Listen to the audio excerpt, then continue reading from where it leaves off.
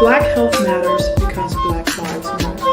As Martin Luther King Jr. said, of all the forms of inequality, injustice in healthcare is the most shocking and the most inhumane. Black health matters. Black health matters. Black health matters Because Black lives matter. Because Black lives matter. Black health matters because Black lives matter. As Martin Luther King Jr. said, of all the forms of inequality, injustice in healthcare is the most shocking and the most inhumane.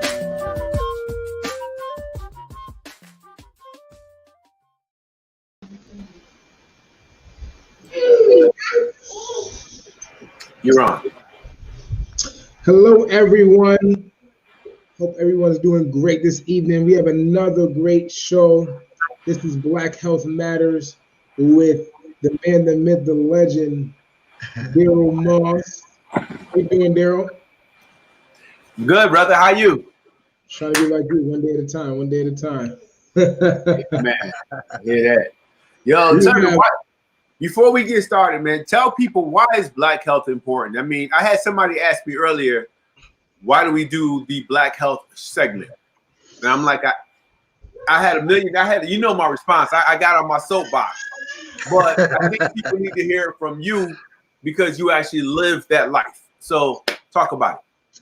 Yeah, man. I mean, Black health matters so much because we're in, like we all know, we are in our oppressor's land.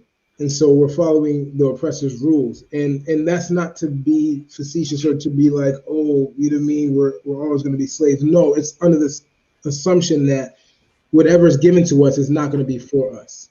You understand? And so that also is genuine when it comes to our health. You know what I mean? That's across the board. But in the healthcare system, our health isn't primary. And so we have to understand, we have to take preventative measures to make sure we don't end up, like I say, in the emergency room or with chronic disease and ailments. You know what I mean? It's something that we need to take control over, like everything else we're doing right now.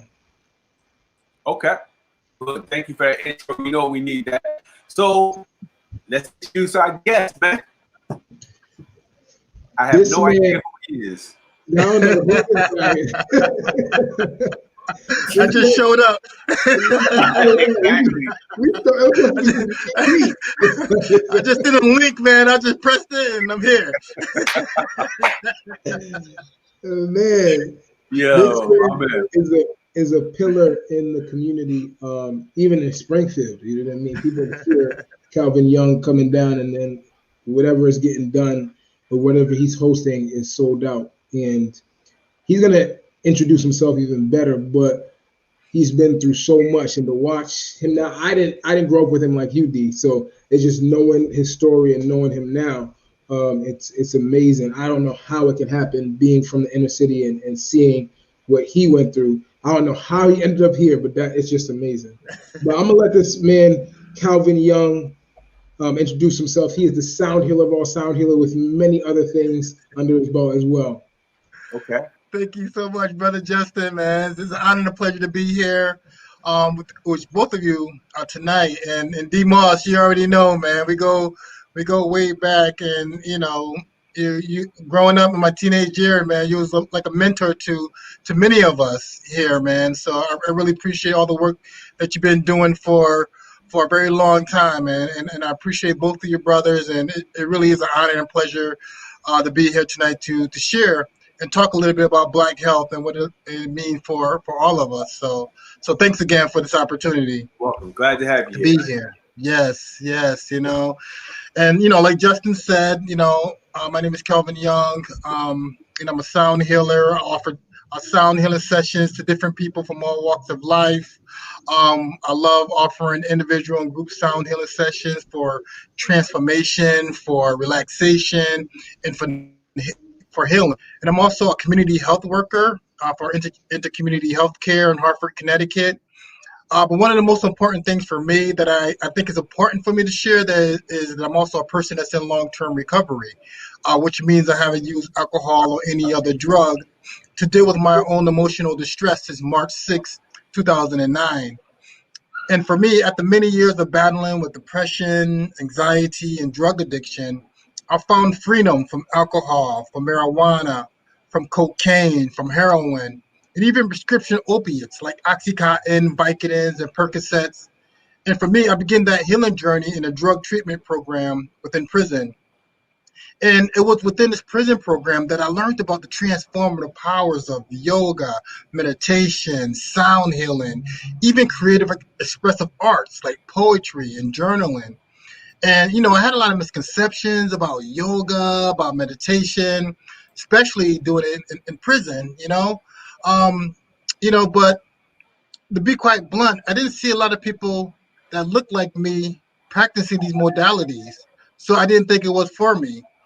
Honestly, I really thought that yoga was for rich white women because the way it's marketed here in America. And I thought meditation was for Buddhists and hippies. So I didn't think it was for me because I didn't see a lot of people that looked like me practicing these modalities. But I know the things I was doing prior to going to prison, it wasn't working for me no more. So I had to try something new. I had to try something different. And by stepping out of my comfort zone and utilizing meditation and sound healing as a vehicle to go within, because I truly do believe that healing begins from within, I was able to find that sense of calmness and inner peace, even being in a very hostile and restrictive environment such as prison. But most importantly, I was able to understand the root causes of my experiences with addiction. And from that lived experience, I learned that it was the unhealed emotional pain that I experienced in my life, the unprocessed trauma that I endured, and the toxic chronic stress was at the root of my addiction.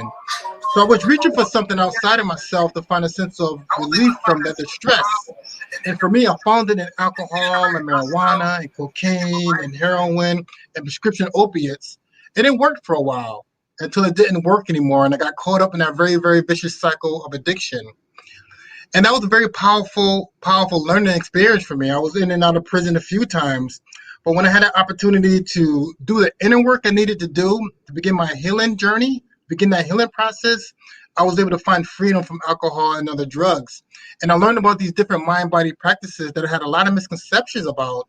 I was able to truly understand that, okay, this is not just for other people. This is for me. This is for my community.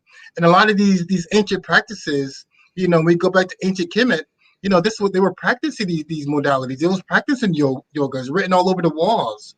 So I had to embrace my culture, embrace these modalities and these practices, how they use sound in ancient Kemet, how to use yoga and different other holistic ancient practices for a very long time. And, I just learned so much during that dark night of the soul. And now I have opportunities to go to places like Springfield and Hartford and different other locations really throughout the country and just really offer these different modalities and putting that face and voice to these different holistic practices to our communities, particularly the BIPOC communities of color, and really share that these tools that can help us to deal with the stressors, the tension, the trauma, and all these other emotional distresses that we experience in our lives. So it's been quite a journey, and I'm still on that journey, and I'm still learning and growing and evolving from that journey. But I'm so grateful for all those experiences I went through my life, because it wasn't for those experiences, I wanted to be the man that I am today, and I'll be sharing here with both of you. So it's just a journey, and just an honor to be on that journey. Amazing. And you're on mute, D.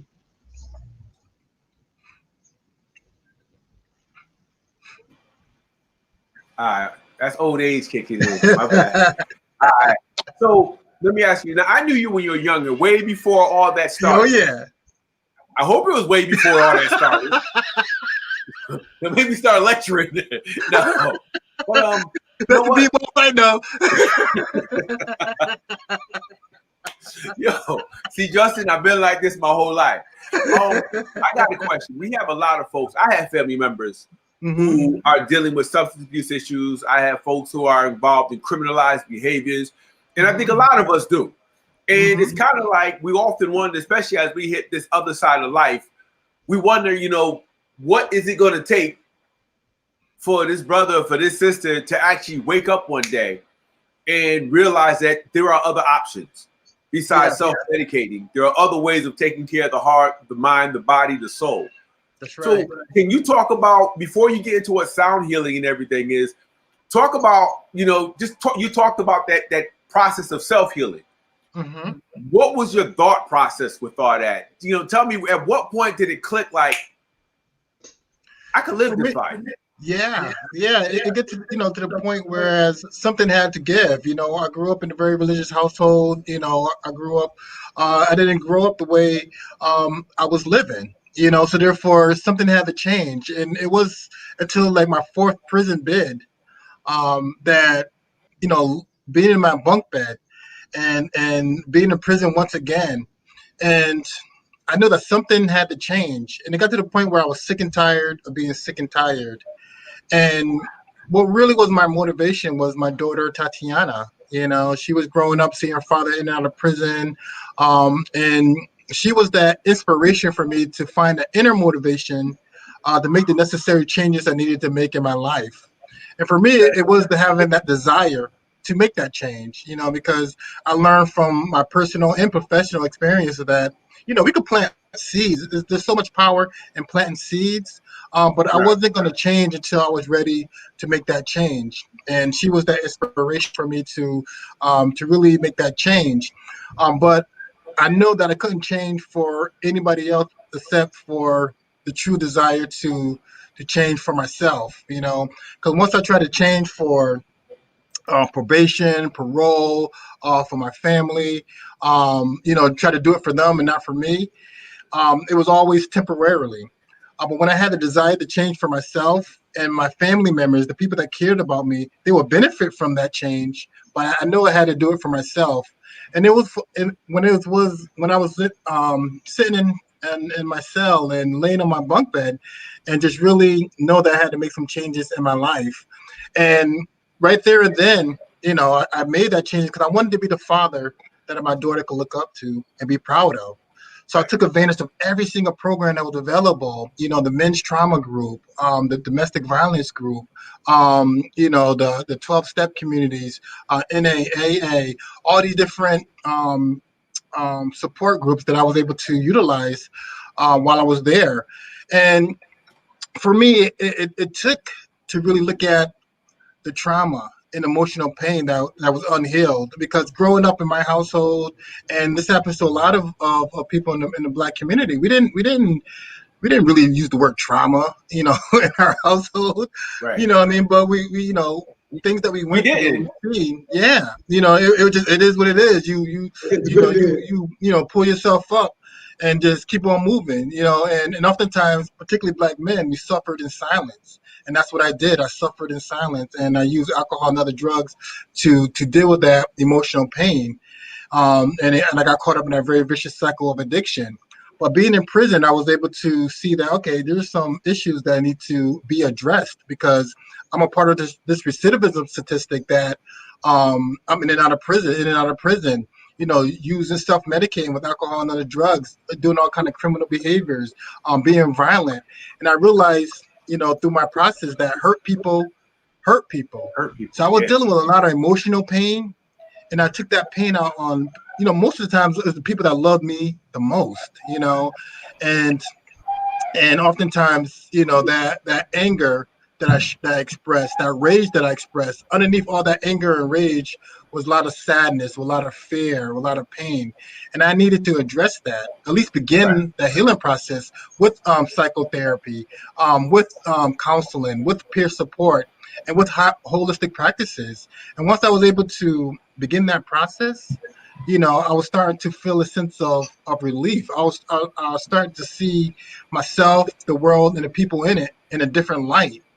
And I'm still in therapy to this day, and it really helps me to really deal with the emotional pain that I deal with in my life, the trauma that I deal with in my life. I tragically lost my brother, a couple years ago, and that was very traumatic.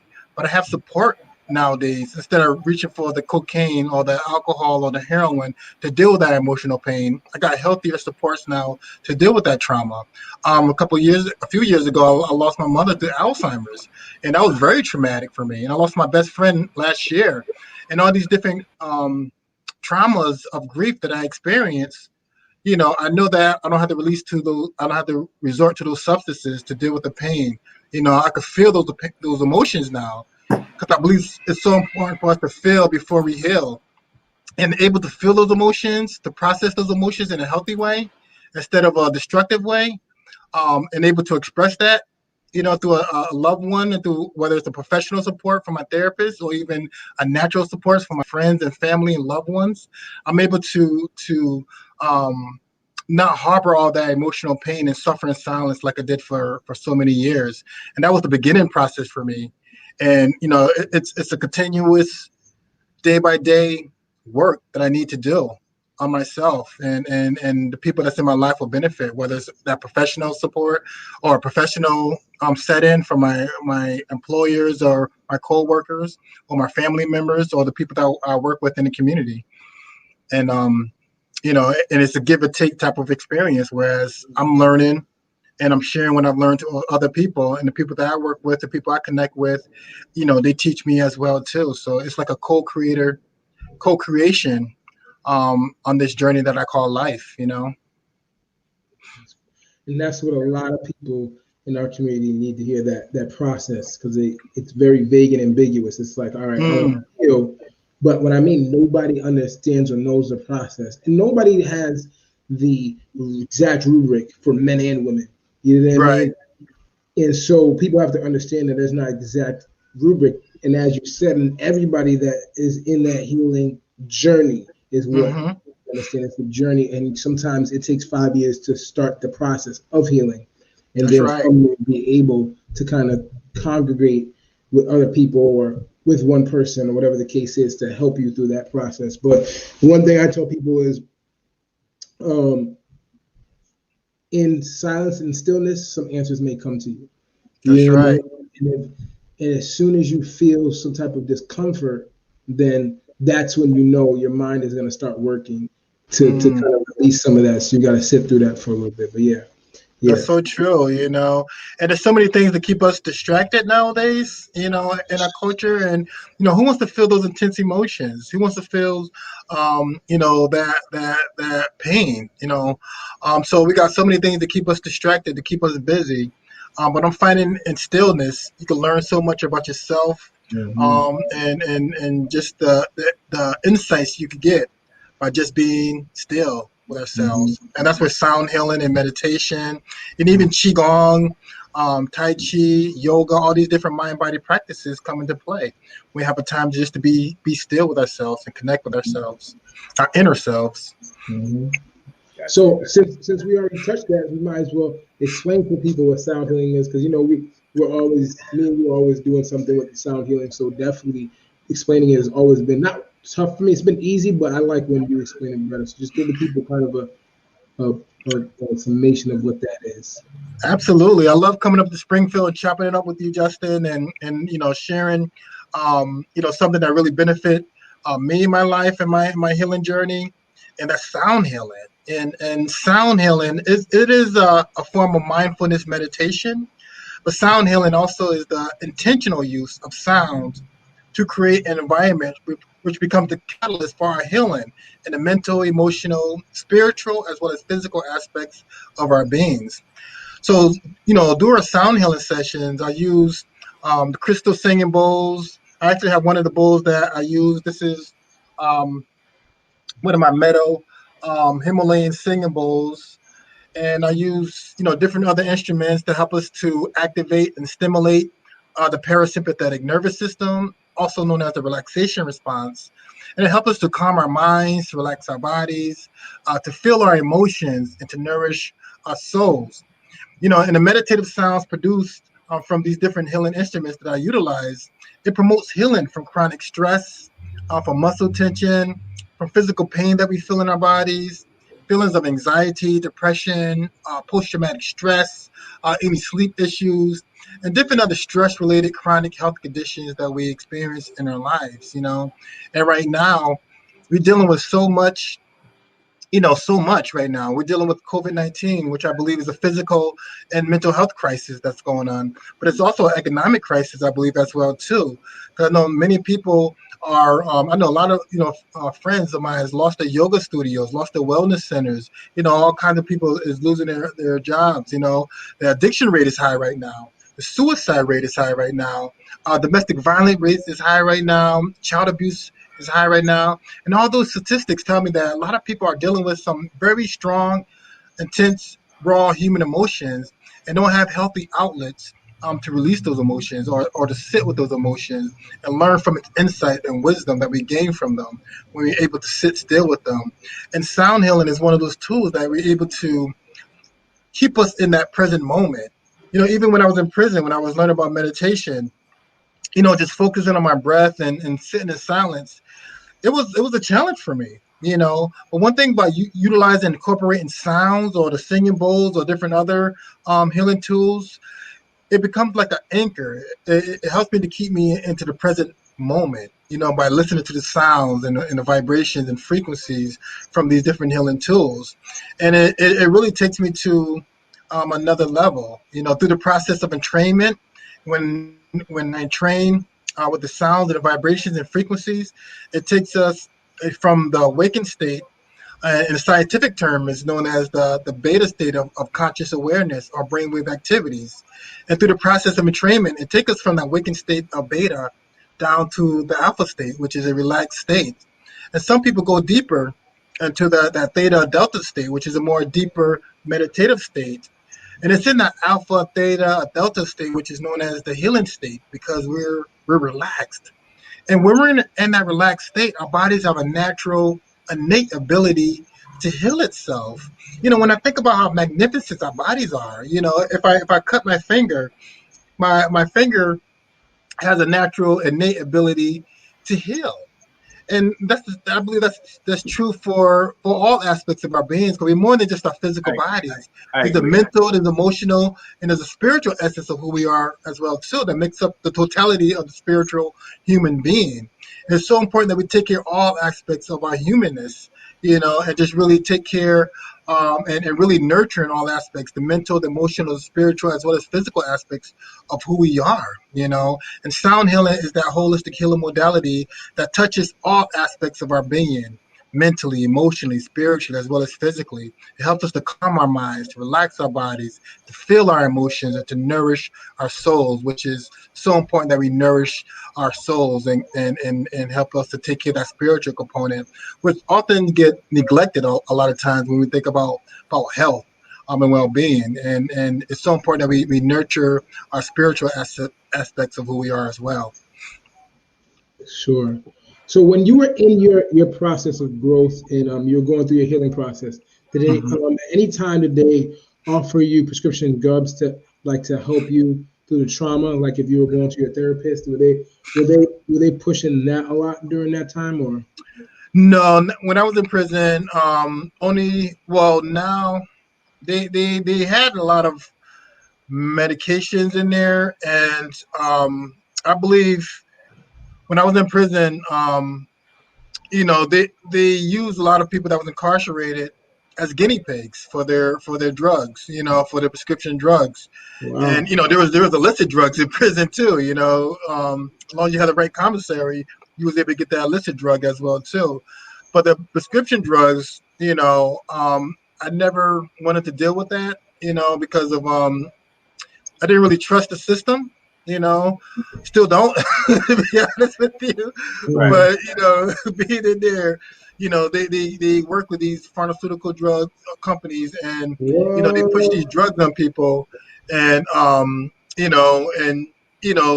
a lot of it is almost like chemical restraints, so to speak, where they just chemically numb people. They don't have to wear straight jackets no more with a lot of these psychotropic drugs. They just give them a couple of drugs and they're chemically restraining people. So I never wanted to get involved with any of the psychotropic drugs, and it wasn't until after I got out of prison and I received a prescription for my depression and anxiety. But once I started incorporating different holistic practices, like spending time in the beauty of nature, I think nature is one of the most underutilized antidepressants out there. Moving my body, exercise, doing yoga, doing tai chi. That helps me to find a sense of balance and inner peace as well too. Listening to uplifting, relaxing music, all these different things, connecting with people in my life. I was able to successfully wean off my anti-depressant medication that I was on for a period of time after incarceration, because I was self-medicating with alcohol and other drugs. But once I got out of prison for the fourth time, I had a strong desire to live a life without the use of alcohol and other drugs.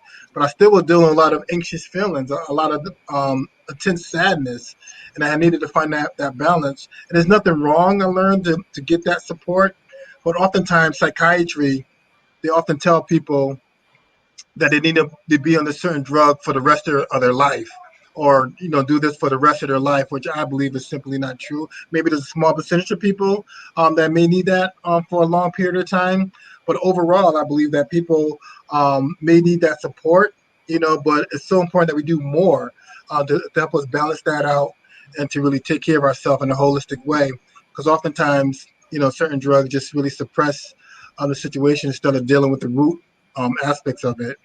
And it's so important that we address the root aspects of things. One thing I learned a while ago is that, like, our issues are in our tissues. So the trauma that I experienced in my life, a lot of emotional pain that I suppressed, it's in my body, it's in my muscle, it's in my tissues. My cells have memory, and the body keeps score of all those different experiences in my life. And that's the power of sound healing, because the sound and vibrations and frequency, it penetrates to the cellular level, and it helps to release a lot of that stuck energy or that trauma or that stagnant emotion that's in my body. And then oftentimes it's released in the form of tears. Oftentimes when I do sessions, people are shedding tears. And that doesn't necessarily be like sad tears. It could be tears of joy, tears of happiness, or just that sense of relief from trauma. Different tingling sensations in certain parts of the body.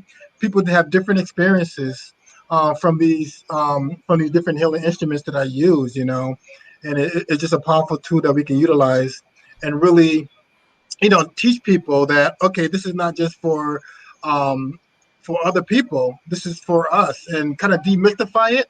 Right. Because oftentimes, growing up in a very religious household myself, there was a certain misconception I had about yoga, about meditation, that was like, devil work. That just, that was like woo-woo stuff. That wasn't for me until I did my own research, and I had my own experience with these modalities and what these experiences did for me.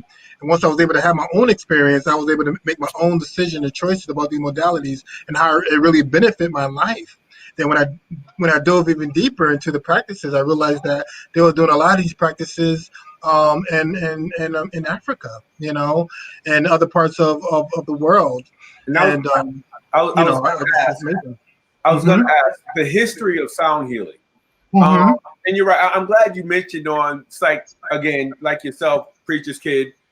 If it was like, just pray, it'd be okay. In the meantime, you're suppressing That's right. Stuff, and you're holding it in. If you're, especially if you're the quiet type of cat who kind of keeps things to himself. I was never that quiet dude. He was always quiet. But if you're the type of person who tends to keep things to themselves, you'll never get out. That's right. Like anything else, it's like a sore. If you don't tend to it, it begins to fester. That's right. So the same thing happens with all that duress, that negative trauma, that stress, all that stuff that you have inside, and you're saying, don't worry about it. Just, I have nothing against prayer for anybody who's into the church. But it's kind of like, at some point you need a release. Then, culturally speaking, whites go for clinical assistance. Puerto Ricans culturally go for, they'll go for treatment. But when it comes to black men, black people, black women it's a recent phenomenon. You have more black women now than ever before. But brothers, it's hard to, it's like, where do you go when you need that support and you need that release? A couple of weeks ago, we had two clinicians on the phone. On the call. We had David Lewis and I'm forgetting Gary Porter. And we talked about that. Where do we create these safe spaces? How do we release? Because we don't. We take it to our graves. If I tell my boys, it come back and haunt me in the form of, being clowns. Yeah. Oh, nigga, Yeah. come on, you were just crying a few weeks ago. But you know, so I'm going to ask first. Talk about the history of sound healing. Where did it derive from? How long has it been a practice? And then second, talk about how do we get more brothers involved in sound healing? You know, I realized you did it when Laconia had the retreat, the very first retreat at the park over in Forest Park. And I was like, what's that? And I was going, I was like, that looks like somebody I knew. But I didn't know what it was. So finally, Victoria Rowe, my girl, she told me all about it. And I was like, oh, that's interesting, because I was unfamiliar with it. So, but I seen all, you know, as we're helping them to set up, there was all women there. Right. So two things. Talk about it from a historical context, and then talk about, you know, the role of masculinity. Is that a barrier to, you know, healing? Black masculinity, that is, because where do you go for it? Right. So I'll be quiet and let you answer the question. No, thank you so much, brother D, man, because those are very powerful questions to ask, you know. And when you think about throughout history, every culture had a type of sound in music as a way of either a rite of passage or in ceremony or any type of healing practice. You know, we think of the motherland. We go back to Africa and different countries within Africa. A lot of the countries, they incorporate drumming, you know, into the practice, which drum is a form of sound healing. It's a form of sound, and they use sound for healing, or the rattle, or different other healing instruments that they made. And you know, you go to different other, you know, to India, to China, to the Himalayas. Every culture, you know, has some type of healing instrument that they utilize for their culture and for healing, you know. And most cultures had what we call a shaman or a medicine man or a medicine woman, and they use different tools, such as a rattle, or such as the drum, or such as other healing instruments, to invoke healing for the community, for their tribes, you know. So different instruments and tools has been around for a very long time. You know, we think of ancient Kemet, ancient Egypt. You know, how to use crystal healing. You know, a part of the culture and music. You know, a part of the healing as well too. So therefore, you know, you could go to every culture and find what instrument that they use, you know, for that, you know. And you know, when I think about you know, Black masculinity, you know, like oftentimes we suffered in silence, and you know, when we think about healing, you know, we think it may be for women, we may think it's for white women, we don't think it's for us, you know, because you know, at least for myself, you know, I didn't like sharing about my feelings. I didn't like talking about my feelings. I think a lot of men, particularly Black men and Black masculinity, we starting to see a shift now. I run a men's group here in Connecticut, and where we get together and we sit and just really kind of like, we have topic discussions, and sometimes we just talk about whatever's on our hearts, and creating that safe space, which is very important, creating that safe container, and for us to feel safe enough to be vulnerable. And that, I think that's one of the issues is not feeling safe enough to be vulnerable, you know, and not having that place to be ourselves and to cry if we feel like we need to cry, or be seen, to be heard, to be valued just as we are, you know, because we think about, you know, particularly in this culture, you know, how they try to, you know, really put down the Black man, you know what I mean, in this culture, you know. And I think a lot of the ancestral trauma that we experience has been passed down to generation to generation to generation, to me and to my DNA. And oftentimes, you know, that Willie Lynch psyops, you know what I mean? The all this different type of psychological manipulation, the racial trauma, all these things played, had an impact on our mental health, you know. And plus, there's a lot of mistrust in the mental health, in the medical system in general, particularly in America, and around the BIPOC, the Black communities, So therefore, just never felt safe enough to express ourselves in a very intimate way. And I remember one time when I was in prison, one of the counselors, they asked us, a bunch of us men in prison, can you be intimate with another man, And obviously when we think about intimacy, we think about sex, and we were like, oh hell no, I mean, you be intimate with another man, you know what I mean? But like what I've learned through my experience is like when we create these safe spaces for have these intimate conversations, things that we might not necessarily share with another person, or we feel safe enough to share because we're sharing this another person that look like us, that has similar experiences as us, and once we share that, we give people permission to do the same, And I'm seeing that shift right now, whereas men are really are stepping up and really expressing how they feel, and really acknowledging the pain and the trauma and the hurt that they experienced in their lives, and they wanted to find healing within that. And I believe there's some work still that needs to be done, and incorporating different holistic practices, because like even myself, I thought yoga was for rich white women, and there's still that misconception about yoga as a feminine type of mind body practice, but sound healing. I mean, most people love music, and if you get men together and get a drum circle going on, I think that could be a powerful, powerful experience where we could all drum together, connect together, because scientifically it's been proven how drumming together, how it not only helps us to relieve stress, but it connects all of us as well too. So even creating a space like a men's group, whereas a men's drumming group, whereas we get a bunch of djembes and some shakers and rattlers and Right. just really bond together through our ancient practice that we did back in the motherland, and have like topic discussions, that really address our needs and our issues.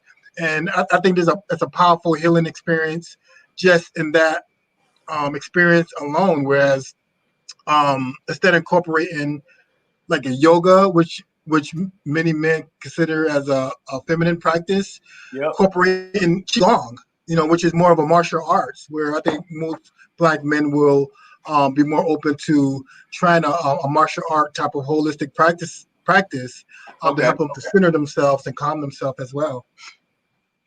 I was thinking as you talk about sound, and I'm thinking about talk about your background growing up. I know your dad's a preacher, my mom was, and I remember I asked somebody, My "Oh, dad you a was preacher's kid too?" Preacher too. Oh, I didn't know that. Yep, PK kids, There's the connection. Everything cuts back full circle. That's right. Rebel.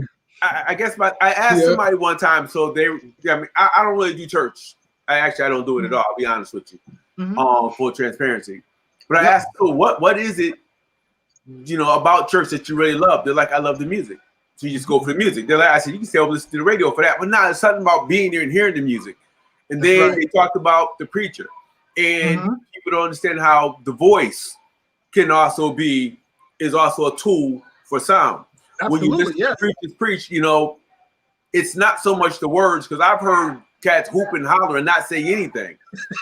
But it's the melodic tone of their voice that keeps you going. It's like listening to a poet or a singer, the way preachers, Black preachers specifically, the way they woo you with their voice and how they use tone, volume, context, and everything is all in their voice. You'll never have to read a Bible, but you can remember everything they're saying because it's somebody said it's entertaining. I'm like, no, it's not entertaining. It's kind of entrancing. And when you talk about sound, you're talking about entrancing a person. When I grew up in a Pentecostal church, and when they start feeling the Spirit and everybody's saying they're getting the Holy Ghost. Oh yeah. When the hand clap. When you listen to that boom, the stomp, and then the hand clap, it flows with the heartbeat. And then if you have a real good drummer and the keyboardist, the drummer always leads the charge. It's like pop, and the faster it goes, the more people stop. It gets faster and faster. It's like da da da da. like, before you know, you see people running around in church, people falling, not realizing they're falling. It's a combination of adrenaline, but it's driven by the process of entrancement, and that's sound. And typically, after people leave there, it's like I've seen people, I feel so relieved. Well, damn, you should feel tired. But you know, that's just me. But it's so I never looked at it as a form of sound healing, because when we talk about self-medication, people tend to think about drugs and alcohol, weed, all that stuff. But religion, depending on the type of religion, can also be a form of self-medication. You're not resolving your problems, but you have a space where you can go to release and you can forget about everything else in the world. And what do you call them things in your head? Endorphins, whatever them things are. It's like endorphins. Endorphins, yep. Yeah, I don't know nothing about the language, but them bad boys start to increase when the music, the preaching, everything is happening. Then you walk out the door. It's like a downer, because you're like, got to go back home. Which is why so many churches, after church, they have the huge dinners to try and keep that drive up. So I just want to throw that in there and just see how you felt about that. No, that's very, very insightful, D, because that's exactly what it is. You know, when the preacher is preaching, that is a form of sound healing. The way they carry their voice is more of a charismatic type of energy. You know, it's an energy. You know, it emote feelings and energy. You know, and that's why most, you know, you go to black churches, they have the music, they have the instruments, that's all part of not only the culture, but just the experience going there. Right. So, you know, just being in the building, and most buildings have high ceilings depending on how it is. Yeah. So just the live music, and the way how the acoustics in most churches, it's an energy. You know, you could really feel it, you know, when you're in there. And that's why sometimes you gotta move. You know, you gotta like, you know, tap your feet or clap your hands or just run around, you know, because you that energy is being evoked within you, you know. So it's just very a powerful experience, and this is part of our culture. And you know, when we think about like how they did it in the motherland, and we go to church, you could get that experience for a couple of hours as well too, you know. And I think one of another major piece to it as well is the community aspect as well. Which I believe that connection is the cure for feelings of isolation, loneliness, depression, and different other types of emotional distresses that we experience in our lives, you know. So having that connective piece is so important. And oftentimes, you know, growing up, you know, we've been in church, you know, we have church all day, and that mid-service, between those services, we had that dinner, you know what I mean, where we come together and we fellowship, we break bread, you know, and that's healing as well too. Because that's another thing that we did within our culture, you know. And you know, which is also another form of bonding, you know. And even though sometimes, you know, even though a lot of the foods that we ate, it might taste good, it might not necessarily be good for us. Wasn't healthy. Wasn't healthy. Wasn't healthy. But it sure was good. But you know what? And it's like people are probably watching and probably wondering, well, why are they talking about, you know, church, not religion, but we're talking about the process of church, and you're talking about the foods and why it's relevant on the show, talking about Black health. That's right. People need to understand how to pull the positive capacities, how to extract the positive, you know, variables out, capacity, I know, out of a process. And when you look at food, you have to take into consideration. You talked about, you know, that whole generational thing. My father is the son of a slave. I say it on every show so that people understand how close to slavery we are. So when we look at the foods that we ate, we carried a lot of that same stuff with us. The problem is when we came up north, we weren't eating healthy, fresh vegetables. Right. We stopped eating whatever they served up here because we couldn't go out to the farm or the garden. Does that make sense? Yes. So we still want to carry on that tradition culturally because it's a part of who we are. So I just want to throw that out there. But I know we're talking about sound healing, but I just need people to understand that although I've yet to experience what you do, and I look forward to that. I think people need to understand that, you know, everything's not just for the purpose of entertainment. When we talk about sound, it's not just about speaking, it's about how we speak. You know, and words are like, you know, they say words are spells. How we speak and the sound, you know, I can listen to my mother. If she was alive, I could listen to her sing all day long. Yes. That's the only thing that would comfort me. Otherwise, I'm a hyper kid all over the place. And it wasn't so much the singing, it was the sound and the intent. That's right. The intent in the singing. So when we talk about sound, there's certain songs that we all, gravitate towards. There can be rocking to a song in California, South Africa. You hear that same song, and everybody's up rocking to the same vibe of that one particular song. It's like there's certain messages, beyond the music, beyond the sound, I should say. So, but I'm gonna be quiet. Again, I just love music. I love music. I'm gonna let you talk about it. So if I went to one of your sessions and it's my first time, talk to me about the process, how you would introduce me to it. If I'm dealing with, I don't know, if I'm under a lot of emotional duress, let's just say my boss fired me, and I'm still wondering as to why, and I'm letting it bother me, and I'm not. It's just an example. What would you? And I'm like, yo, I need some help. You're like, yo, I have a sound healing session. Come check it out. What would you advise? What would that look like? I think I like to greet people when they first walk through the door. You know what I mean? Because I think first impression really is important, and making people feel comfortable when they first walk through the door. Because I remember coming out of prison when I first went into these white spaces, these yoga studios. I didn't feel comfortable, safe at all. I didn't feel welcome at all. So that always stuck with me. So it doesn't matter if I go to another location or people come to my location. I like to greet people, introduce myself, welcome, and make people feel comfortable, make people feel accommodating, and help people to, just make sure they know where everything is at, and just really help them to feel comfortable. I think that's very important as well too.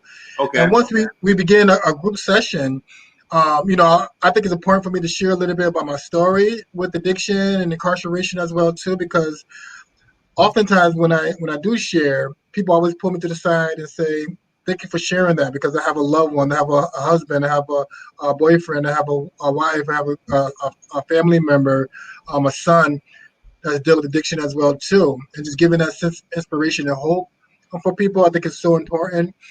So I normally share a little bit about my experience and who we're going to be with for the next hour and a half or so. And also kind of break down a little bit about sound healing, very similar to what I shared, earlier, and kind of talk about where we're at and where I'm at. But I also believe in the power of group sharing as well too, or that check-in type of period where people have opportunity to check in and see and to share what's on their hearts, what's going on with themselves, and also be seen and be heard by other people, because I believe there's healing power within that. When we have opportunity to express what's on your heart, and being validated for that, so it is a conscious, a consent-based practice. So therefore, if you choose to share, you're more than welcome to share. But if you don't want to share, you just want to pass, say, my name is Calvin, or my name is Daryl. It's good to be here. I pass. You don't have to share. But at the same time, I want to give people an opportunity just to check in, reason why they're here, what brought them here today, what they're going through, or how they're feeling. Because getting that what's in here out, just expressing it out, as a form of healing within itself as well too, and just kind of like releasing all that pent up issues, just releasing it and putting it into the energy circle. It's a part of the healing experience. Then after that, I invite people to lay down or sit in a comfortable position, whatever that means for them, because you can be in that position for like a good 45 minutes or so. And I just allow the sounds to bring people to a different state of conscious awareness, And, I went to, our journeys last week, and, one of the participants, she just gave a powerful testimony how, it just really moved her spiritually. You know what I mean? How it really touched her.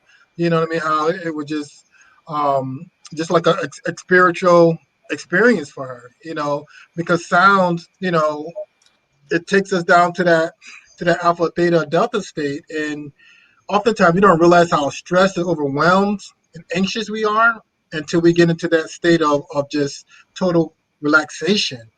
And when we get into that relaxation mode, that healing mode, and we're there for a little while, then we come back, it's like, wow, the difference I feel from first walking in and connecting, had opportunity to share a little bit, make myself feel comfortable. When we connect to the vibrations and sounds and allow it to bring us to that alpha, theta, or delta state or brainwave activities or state of consciousness, then we come back. It's like, wow, it just, because it really brings us to a place, it takes us on an inner journey, so to speak, and really connect to our heart, connect to our the true essence of who we are. And we gain so much wisdom and insights by going within, because I believe that that guru, what I mean, that we always try to follow on an external level, it's in here. That teacher is within here. And oftentimes we're so distracted and so busy that we don't take time just to sit in that silence and connect to our inner guru, our inner teacher, and gain those insights and wisdom from them.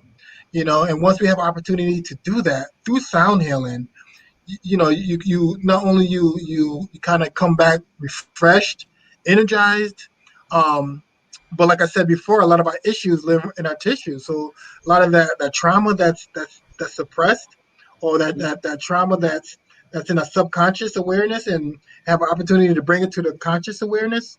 Yep. We're able to address it because we don't know what we don't know, and we can't heal nothing unless we bring it to our awareness. And sound healing, it helps us to bring things that's unconscious, or so in the subconscious. It helps us to bring it to the conscious, and where we can do the transmuting, the integration, the healing, and the releasing. And once we're able to do that, we gain so much insights and help us to shift the way we see ourselves, the world, and the people in it.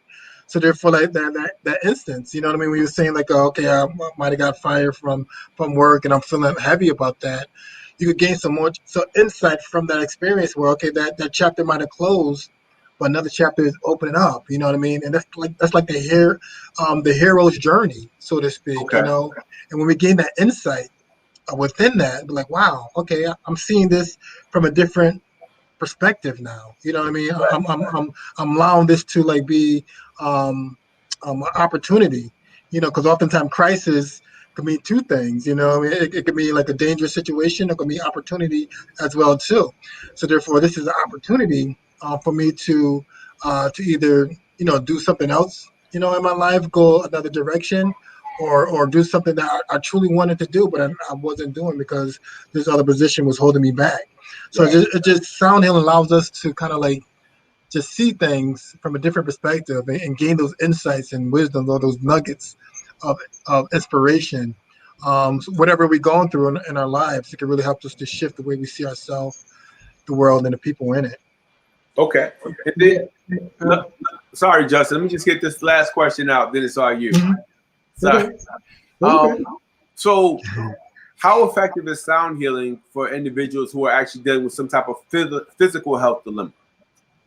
It is a holistic healing modality. I think one of the most powerful things it does is it reduces our stress levels. And stress is very serious. And not to say all stress is bad stress. We need stress in our life. We need a fight or flight response in our life to help us to flee from a dangerous situation or protect ourselves from one. And oftentimes people that deal with trauma, we get into that fight, flight, or freeze or appease mode. So therefore, but when that stress becomes chronic, it can wreak havoc on our health and well-being. And one of the things that chronic stress does is it weakens our immune system. That makes us more susceptible to illnesses, diseases, flus, colds, and what have you. Right. And stress is chronic stress is one of the major contributors to illnesses and diseases. Over 80% of chronic health conditions is stress related. So therefore, understanding how stress affects us physically, as far as high blood pressure, as far as our different other things. And when we listen to the sounds and cope and be in a sound healing session, it reduces our high stress levels. and it brings us back home, back into homeostasis and back into balance. And there's so many, it's like a ripple effect, so to speak, how reducing our high stress levels, how much it benefit us in our physical bodies. And it's just a very profound experience. And not only that, it's just how depression, anxiety, either certain vibrations, it helps with physical pain as well too, and muscle tension as well too, because those vibrations, not only you could hear the sounds, but you could feel the vibration from the crystal bowls or the metal bowls or the gong or the drum, and it penetrates to the cellular level, and it helps to release that pain, because down to the subatomic level, we're all energy. We're vibrational human beings. So when we entrain with the sounds, very similar to how you was talking about how we entrain in church. With the different the singing and the evoking of the preacher, we entrain with the sounds and vibrations as well too. And when we train with the sounds, it just really helps us to bring our body, all of our bodies, back into balance. And it's just so powerful how that is. That's why sleep is so good for us, because that's when our body heals. That's when our body kicks in that self-healing mechanism that we have, innately. So therefore, oftentimes people fall asleep during a sound healing session because they're relaxed. And during that period of time, our bodies are healing, not only with the vibration and sounds, but our bodies in a state of calmness. And when we relax, our bodies have a natural tendency to heal itself, which is miraculous when you think about it. When we truly think about how miraculous our bodies are, it's a beautiful thing. Yeah, Absolutely. I've been a part of those sessions. So we've done so many sessions. I forgot how many. It was crazy. We did a few, yeah. We did. It's been 3 years almost. Yeah. 3 years we've been doing sound healing Yeah. in Springfield. I've been part of at least 4, 5, maybe 6. We put them on, but I never get to do it because we're doing this stuff in the background. Yeah. But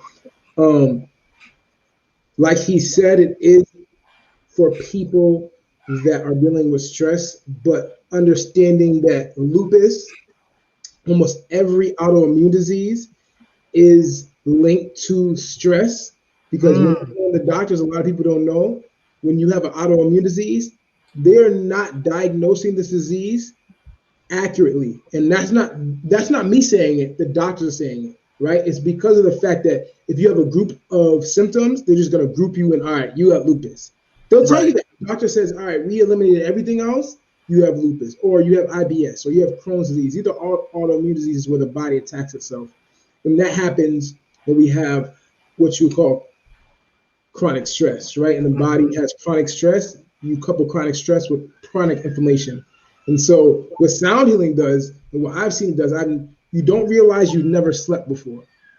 When you do sound healing, you'll realize I've never slept before in my life. Like I never slept before. And if that's what you're looking for an hour to feel like 6 hours of sleep, go to sound healing. You know what I mean? Amongst other things, we've had people cry. We've had people even be like, wow, I feel like not only euphoric, but I feel like I went somewhere else. I was in a different place. Like we've seen a lot, you know what I mean? And he's seen even more. I've only been doing this for 3 years, probably like 20 times we've done this or whatever the case is. But you need sleep, but the type of sleep is important, right? Yep. And I just want to touch base on that so people understand and can understand. And I give them a visual. Like if you ever wanted really good sleep, sound healing is going to give you that. And what happens in that sleep mode is the actual healing process of the body. Being a personal trainer, blah, we tell you to rest. But if your mind's racing while you're sleeping, we know, leave the TV on, right? The TV, we end up dreaming about something that was already on television or something similar to television. That happened before because your body's still receiving information, it's still processing information, right? But when you go to real, what they call REM sleep, rested eye movement, that's when your body heals. And that's what sound healing does. It gets you to that rest where your body is like still. You wake up feeling like you slept 6 hours and you're fresh. The most calming feeling and experience it was the most calming experience I've ever had. So that's what sound healing does. And it's in other countries, it's a medical practice, not a modality, not a holistic modality, right? And And now in America, in the cancer treatment centers, they're starting to use sound healing, right? And so now it's going to shift to what you would call what we were doing for years. And to touch on the biblical part, for people that are Christian, because we've had it where they're like, so how I have to explain it is in the Bible, you have the story of David and Solomon, right? And he healed Solomon with his night tremors. He had night tremors and nightmares and everything. He healed it with the heart. So they're like, oh, that's devil stuff. All right, so David in the Bible used the heart, and he was pressured by God to do that. So this is stuff that's been doing for years, centuries. You know what I mean? You have the Pygmy people in the Congo. They use sound. There's like 3 indigenous tribes in Peru, around the border of Peru in Brazil. And so we use these things now, and you're going to see it in modern medicine a lot more because of the fact that it's showing such quick, rapid results for people with chronic disease, especially autoimmune diseases. And so if you ever want to get real sleep and get your body into that healing mode, sound healing for me was that. That was the first time I ever really woke up and felt like I slept. I woke up. You remember the last time I woke up, it was me in Laconia. I woke up and I said, how long were we here for? He was like, 45 minutes. I was like, but I wasn't.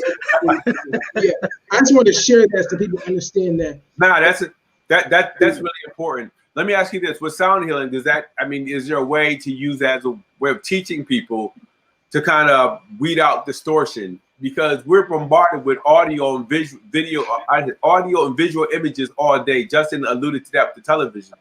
But it's not just me. We're bombarded with millions of audio and visual, imagery all day long. So how do we learn to weed out all that other distortion so that we can hone in on sounds? Yeah, just kind of making time out to do it, and really put the effort and energy. And I look at it just like how we brush our teeth and take a shower, personal hygiene. Taking that time out for ourselves, carving that 20 minutes, half hour out of our day to do that. I think it's so important. That's part of our holistic hygiene as well too, where we nurture ourselves mentally, emotionally, spiritually, as well as physically. There's so many different applications you can get right now and download on your phone, and that's still using technology, but it is a tool to kind of like take us to another place, a common place. But you can also purchase certain instruments. There's YouTube that you can you can listen to. There's certain different sounds you go on the YouTube, which is free as well too. But it's nothing like a live sound healing session, because like I said before. And that part I get. I was going to say, turn off YouTube. Turn off your radio. What I was hoping here is, if you have the space in your home, your apartment, or whatever the case may be, create a silent space, a nice, comfortable, safe space where you can meditate and just sit in silence at times. Yes. Silence is actually golden. Sometimes in the summertime, I'll go take a walk just so I can just hear myself for once and leave the cell phone at home, just so you can hear yourself. There's sounds, and I think the other comfort for me is just I don't want to hear anything at all, just silence. But I dig where you're coming from. So if for folks who'll be watching, we'll be playing this all throughout the week and everything. Okay. The cost, if someone wanted you to come and host a sound healing session, nothing is free. You don't have to say price on the air, but nothing is free. So how would they contact you? Are these services available for folks who say, I'd like to introduce my group to this? Yes, absolutely. They could give me a call or shoot me an email, and I work with different organizations, groups as well too. Because I try to make this accessible for all people.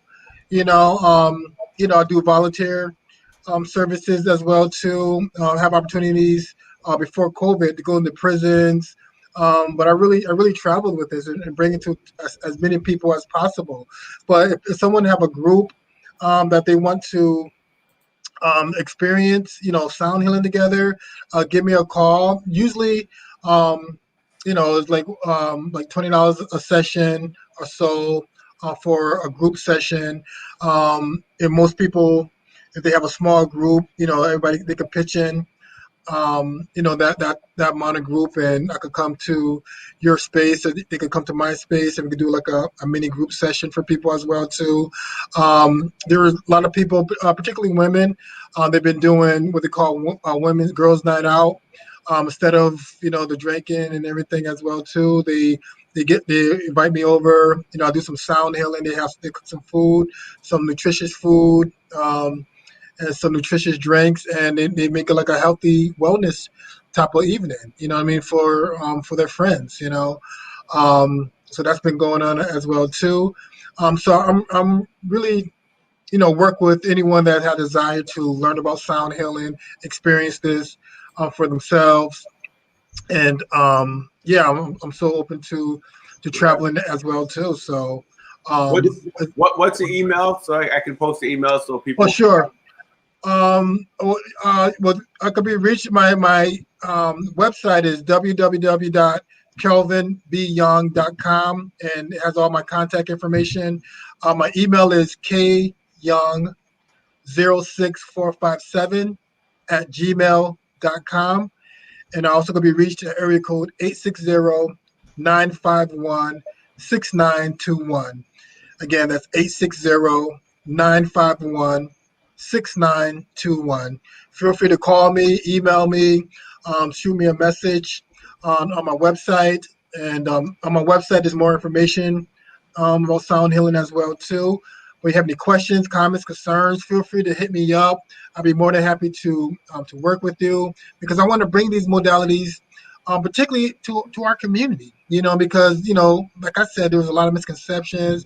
You don't see too many Black sound healers or different other. You start to see more holistic practitioners now, but you don't see too many Black sound healers per se. We see the musicians, we see different people that play like instruments, but like far as a sound healer, you don't see too many. So I want to put that face and that voice to these holistic practices, to sound healing, because we got to get past that misconception that this is just for white folks. We have a lot of misconceptions that we have to get past. There may be other sound healers, but in our community, a sound healer, oh man, the dude just trying to hustle you, dog. Don't pay it. Nah, it ain't real. You know how we do. Everything is taboo. If it's not traditional, religious, anything outside of a medical facility, if it's not traditional religion, then or traditional medical practice, it's taboo for us, so we won't touch it. Man, that dude say he been in jail too. Nah, dog, don't mess with that. And it's crazy, people are constantly looking for blessings and constantly looking for help, but we bypass all the natural opportunities that are there for us to heal in so many different ways. That's right. So, and everything is taboo in the Black household. Everything except for the wrong thing. You can drink, smoke, shoot up. You can do everything, and that's okay. All the bad stuff tends to be okay at times. You want to sleep with 20 women, get herpes, do that, all that other stuff. Go for it. Go for it. Nobody is saying a word. But when you find some type of natural process of healing, people have a problem with that. Yeah, you're so right, man. It's like, well, why are you charging? Well, why can't you do it for free? Well, brother, you work at Walmart. I don't ask you to do nothing for free. Right. So, it's something that we have to work on. So these are things we need to do. One of the reasons why we do the show, Black Health, is something that nobody talks about. Especially Black men. Nobody talks about Black health. It's kind of like, well, why are you talking about Black health? Well, I enjoy living and I'm allergic to bad health. I don't know what to tell you. So and so there's a number of things that hopefully we can get to and discuss on this show and expose folks to it. Some people will be open to it and some won't. We just got to do what we got to do and take advantage of every resource and tool that we have to share and disseminate positive information. So for anybody that, throughout the course of the show, we must have about 30 viewers who come on and off, but they can't, at the end of the day, when they go to meet their maker or go stand before their ancestors, they can't say, I didn't know about sound healing. That's right. Because now they do. So Yeah. our job is to make sure that we take this same, this same visual that you're presenting right now, and make sure that people have access to it and play it, periodically, so that people can take an opportunity to watch and to learn. Going to see the dude with the stethoscope, he ain't gonna tell you about sound healing. He's not, there are some people who can just read your spirit and tell you what's going on with you. They're not gonna do that. So there are so many alternatives. My grandmother down in Tuscaloosa County, Alabama, boy, they should have gave her an honorary medical degree because she knew everything. 9 times out of 10, she was right. So, but she did it the old-fashioned way, straight up off from plantation, 5 generations removed from the slave ship. She still knew. And our problem is that we've discarded a whole lot of the positive values. So we don't know anymore. So it's, when you talk about some of your journey and everything you went through, some of it is you knew, but because of, the lifestyle that you were raised in, you couldn't share it with the world, and you couldn't get towards who you actually were. That's right. You know where I'm coming from? And when you're off path, I honestly believe that when you live in your life and you're off your that's everybody's born with a mission. When you're off path, oh man, you go through all types of ish before you figure out, oh, this is who Calvin's supposed to be. This is who D. Martin's supposed to be. So, we learn the hard way, we come back. So I'm just glad you found your path, brother. Kudos, congratulations. And I love you. You've always been like a little brother to me. Although we 2 old men now, you've always been a little brother to me. So, I appreciate you, man. I'm happy that, I'm happy you're happy. I'm happy you're doing good. Your family's blessed. I'm sorry about your brother. Yeah, and thank you, brother. I heard about that. And yeah. Say to your mother, man. Thank you. Yeah, thank you, man. So thanks for spreading this information. At some point, man, I'm gonna have to, in summertime, spring, summer, I live that long. I want to do a sound healing session in my backyard. Yes. I think that'd be dope. I'd like to invite you here to do the sound healing. Outdoors. I love that. Yeah. Outdoors. We did outdoors. You did one here already, though, didn't you? Yeah, I did something for I think it was the women's retreat. Yeah. All right. So I want to bring you back here where you can do one. This time, me and Justin gonna invite a bunch of fellas. We're gonna tell them they come in here for beer and barbecue. When they get here, lock the door. We're gonna tell them they heard the wrong sound. But we're gonna bring them. What you think, Justin? Get some brothers. We should definitely do that. We got. I just wanted to say that he's gonna be back here. Talk about it. December 19th. We talked about December 19th and the 20th at Our Journey. It's limited space. And like last time, I put it up for like 3 hours, and everything was gone. 3 hours, 3 hours, and it was sold out in 3 hours. So the 19th and the 20th. The 19th is 1 o'clock, and the 20th we're going to be throwing out it should be 11:30. We just got to wait for Calvin to just confirm on the 20th. But the 19th will be at 1 o'clock, which is a Saturday, December 19th at Our Journey. So you can experience it for yourself, and because we know it's going to sell out, we did another one because people are like, "Oh man, I missed it." You missed it. I mean, I can't help you. And obviously, it's only 7 people that can be there. Because it's only say that number one more time. Its capacity is just for anybody who turns it on during the week. Its capacity is 7 people. 7 people. We're practicing a lot of social distance. He was there, so the mask on. So 7 people, and then the next day will be another 7 people. So you can't double up on a session, y'all. So people like, I'm gonna get these 2. I'm gonna get these 2 right here. Unless you fall asleep with the first one and you don't wake up at the end of the second one. Yeah, listen, I'm telling you. And then also with that, that same Sunday, even though it's related to having mindfulness in that morning, that's free. But the sound healing ain't free, but the mindfulness is on that Sunday too. So we have him here once a month as well. So it's really once a month. But because of COVID, we're doing it twice, so we can give people to at least experience effectively. Yeah, right. So he's been a part of our program for a minute, man, and it's something that's amazing. We believe in mind, body, spirit, literally not just saying it, we really live it. So he'll be there 19th December. Contact me, to be honest, and 413-777-2774. But you'll see me anyways. Y'all see me. Y'all got me on Facebook. So, but contact me to get your space because I ain't even posted yet. Y'all just got the exclusive just now. Calvin and me didn't drop the album yet. This is exclusive right here, man. We didn't even drop the album yet. We're telling y'all right now to get you inspired. So I'm gonna clarify. He said 19 December. That would be December 19th. He's gonna be. I said that. No, you said 19 December, right? December 19th. December 19th. Yeah, come on, man. Learn.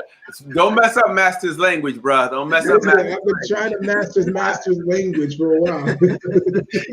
All right, y'all. We are past the 1 hour mark. The time is we're at 1 hour and 15 minutes.